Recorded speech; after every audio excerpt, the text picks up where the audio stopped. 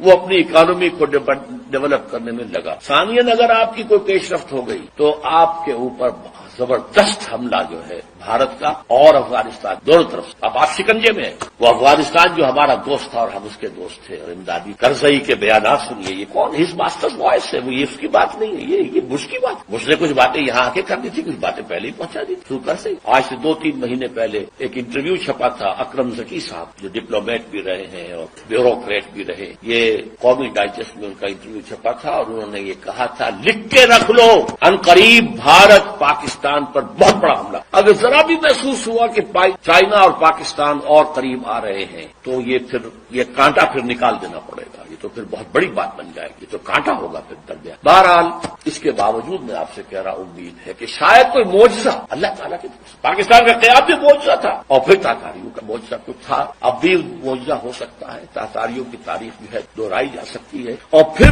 لیکن اسی خطے سے اسلام کا احیاء ہوگا، چاہے ہمارے کروڑوں مر جائیں اور اس کے بعد ہندو مسلمان. اور یہ پیشین گوئی شاہ ولی اللہ دہلوی کی. ایک وقت آئے گا کہ ہندوستان کی اونچی ذات کے لوگوں کی اکثریت اسلام کو. دیکھیے ہمارے ذہن میں خیال بھی آتا ہے تو نچلی ذات کا، شیڈولڈ کاسٹ کا، شودروں کا نہیں، اونچی ذات کے ہندوؤں کی اکثریت جو ہے اسلام قبول کر لی. اب آئیے آخری کلائمیکس. یہ تو حالات ہیں، تاریخ کا رخ ہے، جا رہا ہے. پاکستان کدھر جا رہا ہے میں روک نہیں سکتا، آپ روک. ہماری جو بھی غلطیاں ہیں، کوتاہیاں ہیں، وعدہ خلافیاں ہیں، ان کی کیا سزا ہمیں ملتی ہے، ہم اس کے مستحق. ہم کو